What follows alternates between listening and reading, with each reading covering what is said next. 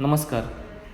पहले के लेक्चर में हमने आप्तोपदेश एवं प्रत्यक्ष के द्वारा परीक्षा विषयों के बारे में जाना। आज हम अनुमान द्वारा जानने योग्य विषयों के बारे में अध्ययन करेंगे। खलु अन्ये अपि एवमेव भूयो अनुमाननीया भवन्ति भावा तद्यथा अग्निं जरणशक्त्या परीक्षेत् बलं व्यायामशक्त्या श्रोत्रादीनि शब्दादि अर्थग्रहणेन मनोअर्थ व्यभिचरणेन विज्ञानं व्यवसायेन रजसंगेन मोहम अविज्ञानेन। अब आगे हम अनुमान से नेय जो भाव है उनकी परीक्षा किस प्रकार की जानी चाहिए ये देखेंगे। तद्यथा अग्निम जरणशक्त्या परीक्षेत, अग्नि की यानी जाठर अग्नि, इसकी परीक्षा व्यक्ति के पाचन सामर्थ्य से करनी चाहिए। बलम व्यायाम शक्तियाँ, व्यक्ति के बल की परीक्षा उसके व्यायाम शक्ति, व्यायाम करने के सामर्थ्य से जाननी चाहिए। श्रोत्रादीनि शब्दादि अर्थग्रहणेन, श्रोत्र, त्वक, चक्षु, जिह्वा, नासा, इन इंद्रियों की परीक्षा उनके शब्द, स्पर्श, रूप, रस, गंध आदि विषयों के ग्रहण करने से करनी चाहिए।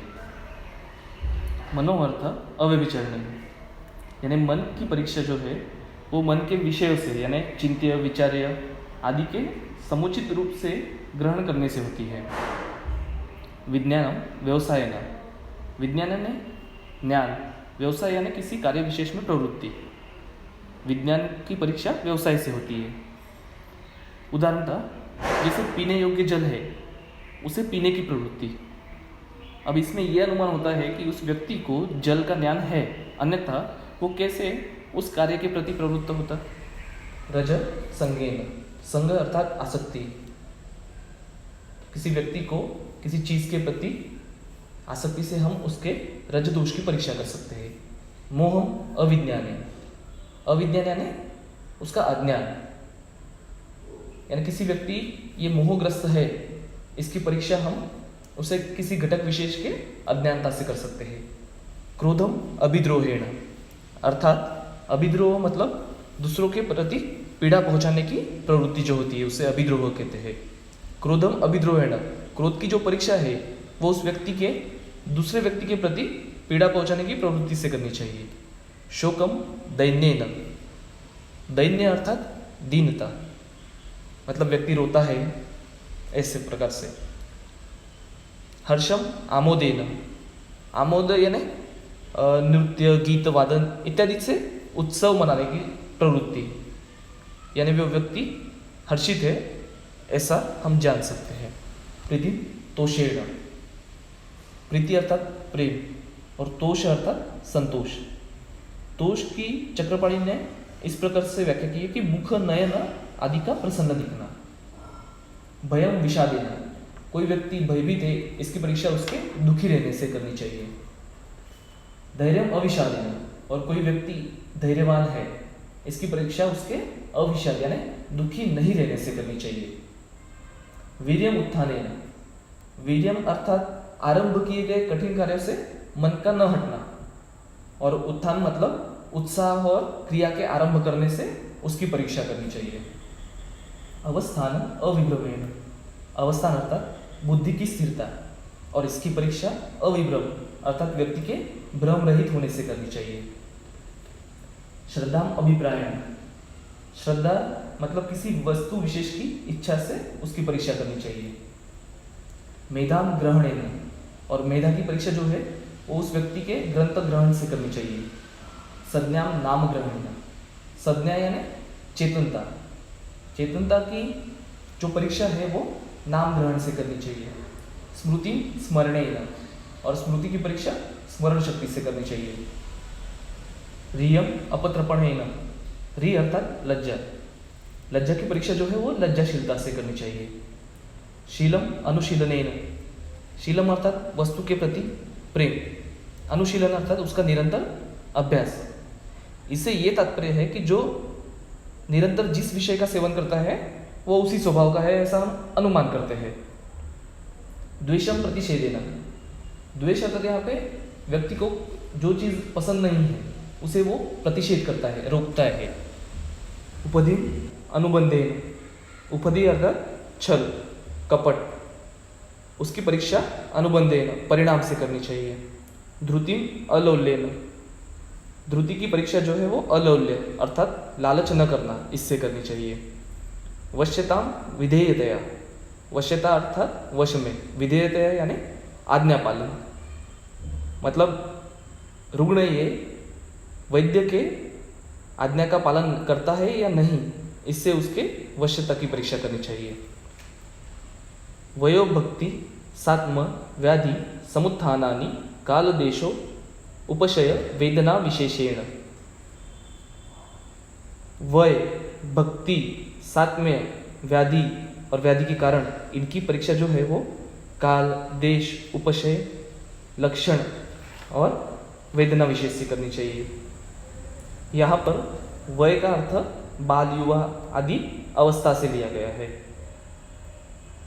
भक्ति अर्थात रुचि, मतलब जो लोग पंजाब से हैं उनकी अलग पदार्थों में रुचि है, जो लोग गुजरात से हैं उनके अधिक मीठा खाने में रुचि है, जो लोग साउथ से हैं उनकी राइस अधिक खाने में ज़्यादा रुचि है। इस प्रकार से सात्म्य अर्थात हितकारकता, कोई आहार विहार रुग्ण को सात्म्य है या नहीं इसकी परीक्षा वो उस रुग्ण को उपशय देता है कि नहीं, इससे करनी चाहिए। उपशय अर्थात रुग्ण को सुखकारक होना। व्याधि की जो परीक्षा है वो उसके लक्षणों को देखकर करनी चाहिए, और व्याधि के जो कारण है उसकी भी परीक्षा वेदना विशेष से करनी चाहिए। गुडलिंगम व्याधि उपशय अनुपशयाभ्याम, गुडलिंग अर्थात जिसके लक्षण समझ में नहीं आ रहे हैं, छिपे हुए लक्षण वाली जो व्याधि है उसकी परीक्षा उपशय और अनुपशय से करनी चाहिए। रोगी को किन आहार विहार से उपशय मिलता है यानी रोग की शांति होती है, और किन आहार विहार से अनुपशय यानी रोग शांत नहीं होता, इससे गुडलिंग व्याधि की परीक्षा करनी चाहिए। दोष प्रमाण विशेषम अपचार विशेषेण, दोष के परिणाम की जो परीक्षा है वो अपचार विशेष अर्थात दोष के प्रकोपक कारणों का सेवन कितना किया है रुग्ण ने, उससे करनी चाहिए। अगर रुग्ण ने अत्यधिक मिथ्याहार व्यवहार किया है, अत्यधिक अपचार किए हैं, तो दोष अधिक प्रमाण में बढ़ेंगे। आयुष्य क्षयम अरिष्टे, जीवन की अवधि जो है उसकी क्षीणता का जो परीक्षण है वो उसमें दिखने वाले अरिष्ट लक्षणों से करनी चाहिए। उपस्थित श्रेयस्त्वम कल्याण अभिनिवेशेन, अर्थात रुग्ण के वर्तमान कल्याण की परीक्षा जो है वो उसके कल्याणकारक मार्गों के अनुष्ठान अर्थात नियम पूर्वक पालन कर रहा है, इससे करनी चाहिए। अमलम सत्वम अविकारेण, अमल अर्थात निर्मल, सत्व मन, निर्मल मन की जो परीक्षा है वो उस रुग्ण के मानसिक विकार रहित होने से करनी चाहिए। ग्रहण्यास्तु मृदु दारुणत्वम स्वप्न दर्शनम अभिप्रायम द्विष्ट इष्ट सुख दुखानि च आतुर परिप्रश्नेनैव विद्यात् इति, अर्थात ग्रहण की मृदुता या दारुणता, स्वप्न देखना, अभिप्राय अर्थात किसी वस्तु विशेष की इच्छा, द्विष्ट किसी के प्रति द्वेष, इष्ट कोई चीज़ अच्छी लगना, सुख दुख, इन सब की जो परीक्षा है वो रुग्ण से प्रश्न करके अनुमान द्वारा करनी चाहिए।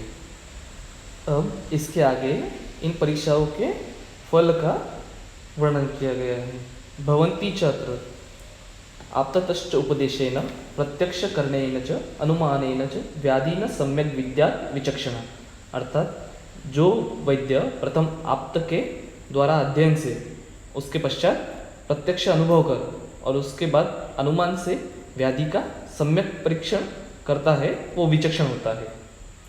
सर्वथा सर्वमालोच्य यथा संभवम अर्थवित अथा अध्यवस्य तत्वे च कार्ये च तदंतरम, जहाँ जिस परीक्षण की ज़रूरत है अर्थात जहाँ पे आप्तोपदेश की ज़रूरत है, जहाँ पे प्रत्यक्ष की ज़रूरत है, जहाँ पे अनुमान की ज़रूरत है, वहाँ पे उसका उपयोग करना चाहिए। इस तरह से सभी प्रकार से व्याधि की परीक्षा करने के बाद, व्याधि को निश्चित करने के बाद चिकित्सा करनी चाहिए। कार्यतत्व विशेषज्ञ प्रतिपत्तो न मुह्यति अमूढ़ फल प्राप्नोति यद मोह निमित्तजम। जिसे चिकित्सा का ज्ञान, त्रिविध परीक्षण का ज्ञान है, वो चिकित्सा करते वक्त कभी मोहग्रस्त नहीं होता। और ऐसा वैद्य मोह रहित जो है, अहमोह के कारण उत्पन्न वाले फल को प्राप्त नहीं करता, अर्थात चिकित्सा में अच्छा फल प्राप्त करता है। ज्ञान बुद्धि प्रदीपेन यो न विशति तत्ववेद आतुरस्य अंतरात्मान न स रोगाश चिकित्सति। अर्थात जो ज्ञान रूपी बुद्धि से तत्वविद वैद्य रुग्ण की समुचित प्रकार से परीक्षा करता है और उसका ज्ञान करता है और उसके अंतरात्मा में प्रवेश करता है। अर्थात इसका तात्पर्य यह है कि उसको संपूर्ण प्रकार से जानता है, वो चिकित्सा में सफल होता है। और जो वैद्य ऐसा नहीं करता वो चिकित्सा में सफल नहीं होता। तत्र श्लोको सर्वरोग विशेषाणां त्रिविधं ज्ञान संग्रहं यथा चोपदिशन्त्यात्मा प्रत्यक्षं गृह्यते यथा ये यथा च अनुमानेन नेयास्ताश्च अपि उदारधि भावास्त्री रोग विज्ञाने विमाने मुनिर उक्तवान। अर्थात सभी व्याधियों के जो विशेष ज्ञान के 3 प्रकार है, आप्तोपदेश, प्रत्यक्ष और अनुमान। जिस प्रकार से आप उपदेश करते हैं, जिस प्रकार से प्रत्यक्ष का ज्ञान होता है और जिस प्रकार से अनुमान किया जाता है, ये जो सभी विषय है ये उदार बुद्धि वाले मुनि जो आत्रेय पुनर्वसु है, उन्होंने त्रिविध रोग विशेष विज्ञान नियम में वर्णन किया है। इति अग्निवेश कृते तंत्रे चरक प्रति संस्कृते विमानस्थाने त्रिविध रोग विशेष विज्ञानियम विमानम नाम 4th अध्याय। यहाँ पर विमान स्थान का 4th अध्याय त्रिविध रोग विशेष विज्ञानियम समाप्त होता है।